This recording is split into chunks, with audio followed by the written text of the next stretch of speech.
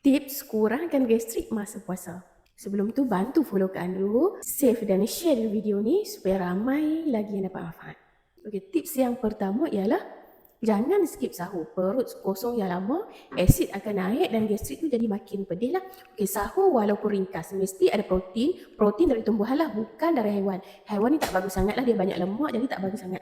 Yang kedua, kopi dan juga air masam masa sahur. Kopi, teh pekat, limau, dia rangsang asid perut lah.